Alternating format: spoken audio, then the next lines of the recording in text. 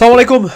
Taqabbalallahu minna wa minkum, Sobat Football United. Selamat Idul Fitri, Id Mubarak. Semoga segala ibadah Sobat Football United di bulan Ramadan diterima oleh Allah, dan semoga kita selalu diberi kesehatan ya, sehingga bisa berjumpa dengan Ramadan tahun depan. Oke, selamat berkumpul bersama keluarga besar ya. Selamat liburan juga. Kali ini ya, di hari Ahad, Manchester United, hari Ahad sore, berarti di Indonesia hari Ahad malam, Manchester United akan melakoni laga. Kali ini bukan Premier League, tapi FA Cup semifinal.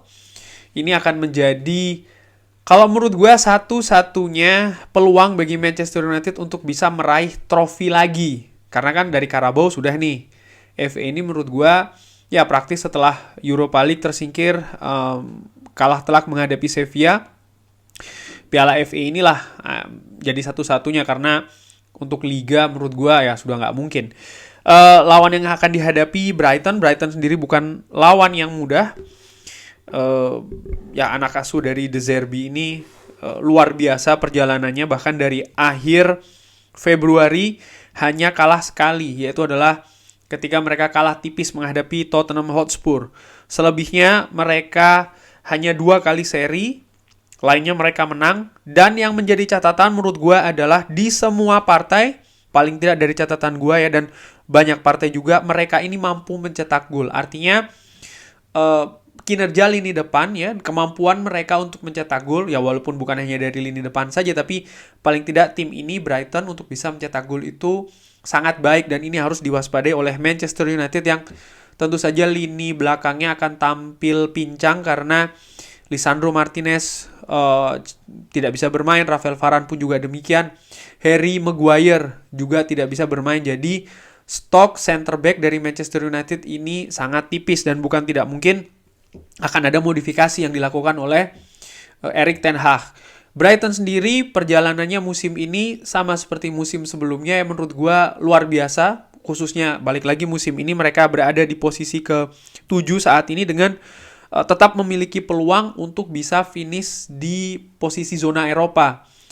Ini harus diwaspadai sekali lagi oleh Manchester United. Ini bukan lawan yang ringan ya, Brighton. Mereka sedang dalam form yang sangat baik. Musim lalu, by the way, Brighton ini terhenti di babak 16 besar. Mereka kalah 3-1 menghadapi Tottenham Hotspur. Jadi musim ini mereka melaju lebih jauh, sehingga ya mereka pun menurut gue juga punya motivasi yang besar untuk bisa finish lebih baik dibanding dengan musim lalu di Piala FA. Perjalanannya pun ya musim ini luar biasa. Mereka selalu mencetak gol, bahkan catatan golnya pun juga bagus. Mereka menyingkirkan Liverpool ya 2-1. Mereka menang telak menghadapi Middlesbrough. Menghadapi Stoke City pun juga demikian. Jadi dari 4 pertandingan di Piala FA mereka berhasil menang kandang dan juga tandang. Dan ini berbanding terbalik dengan Manchester United, di mana Manchester United ini konsisten mendapatkan undian bermain di kandang ya, dan ini merupakan keuntungan. Skor yang dibukukan oleh Manchester United juga unik nih. Semua kemenangannya di Piala FA kali ini skornya sama, 3-1. Menghadapi Everton, Reading, West Ham, dan juga Fulham. Untuk pertandingan hari Ahad, ini dia pemain dari kedua tim yang tidak tampil. Ada Ivan Ferguson, tentu saja ini merupakan kehilangan bagi Brighton. Sementara Manchester United ya seperti gue katakan cukup banyak ya.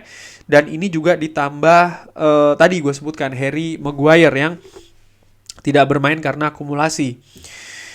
Pertemuan ini akan menjadi pertemuan yang kedua dalam musim ini, karena di pertandingan pertama musim ini, pertandingan pertama dari Erik ten Hag, Manchester United pada saat itu kalah 1-2. Brighton ketika itu tampil lebih kompak ya, lebih rapi, mereka juga lebih solid. Manchester United sulit nih untuk mengembangkan permainannya, bahkan pada saat itu tidak jelas pola permainan dari Manchester United, yang menurut gue ingat bener pada saat itu sangat berbanding terbalik dengan apa yang ditunjukkan oleh Manchester United di pre-season. Dan juga kalau gua melihat perjalanan Manchester United paling tidak di beberapa pertandingan terakhir ya, termasuk juga ketika kalah menghadapi Sevilla, tapi sebelumnya menang menghadapi Nottingham Forest, konsistensi nih dari Manchester United utamanya di unsur attitude, karakter, dan juga mental.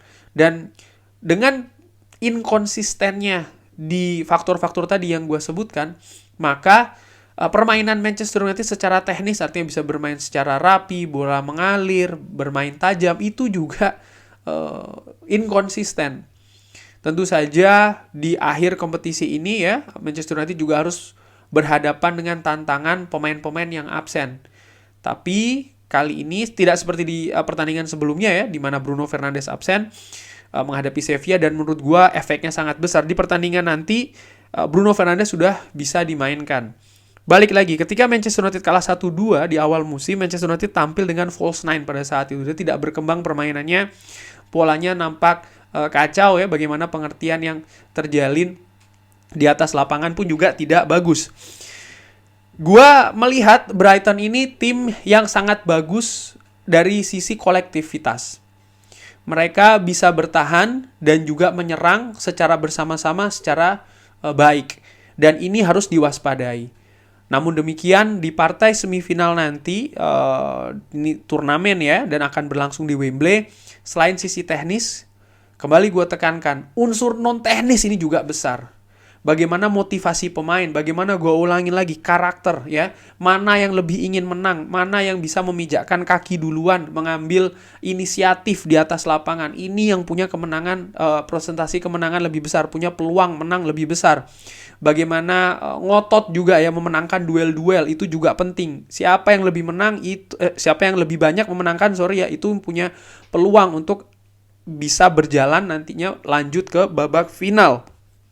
Nah, sekarang kita omongin soal formasi, langsung aja. Harapan gua melihat dari pertandingan terakhir menghadapi Sevilla, langsung aja dari penjaga gawang, David De Gea 3 kesalahan ya menurut gua ketika menghadapi Sevilla. Tapi kalau gua melihat pemain lain, Tom Heaton cedera, Jack Butland, gua nggak yakin ya akan diturunkan oleh Erik ten Hag. Lalu pemain muda, kiper semifinal, gua nggak yakin itu pilihan yang tepat ya.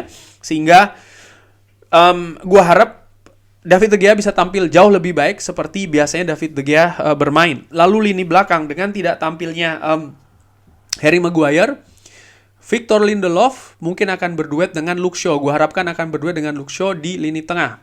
Luke Shaw sudah beberapa kali dan bisa memainkan dengan bagus ketika dipasangkan sebagai center back. Di kanan Diogo Dalot ya, menurut gue yang tampil sudah semakin bagus.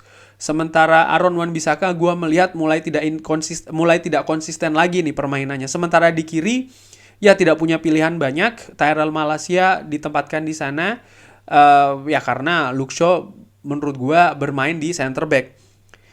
Pivot, ini yang penting, Casemiro dan juga Eriksen. Kemarin mereka tidak tampil maksimal ketika menghadapi Sevilla. Jarak terlalu jauh, Casemiro terlalu turun ke bawah. Sementara Christian Eriksen nampak kewalahan. Ya, dia tidak punya partner ini di lini tengah.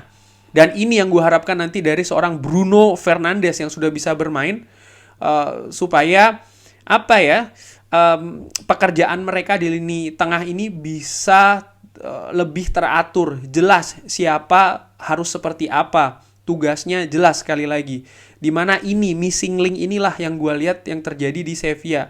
Marcel Sabitzer ketika Christian Eriksen mengalami kesulitan untuk bisa lepas dari pressing ketat pemain Sevilla, ketika akurasinya tidak bagus, Marcel Sabitzer tidak bisa membantu di sana, tidak bisa terlalu berpengaruh, tidak bisa menjadi semacam kayak inspirasi di lini tengah. Dan menurut gue harapkan sekali lagi inilah peran dari Bruno Fernandes. Di sebelah kiri Marcus Rashford ya, gue harapkan bisa tajam lagi, dan dengan kembalinya Bruno Fernandes gue harapkan juga bisa menopang sekali lagi lini serang dari Manchester United, khususnya Marcus Rashford. Di kanan Anthony ya, yang menurut gue sebenarnya di beberapa pertandingan terakhir, termasuk juga ketika menghadapi Sevilla kalah, dia bermain lumayan tapi tidak ditopang dengan pemain lain ya. Namanya sepak bola adalah permainan tim. Dan di lini depan dengan ragunya Anthony Martial, situasinya gue sampai dengan bikin video ini belum jelas apakah dia bisa dimainkan atau tidak, maka ya pilihan lain hanya ada seorang Wout Weghorst.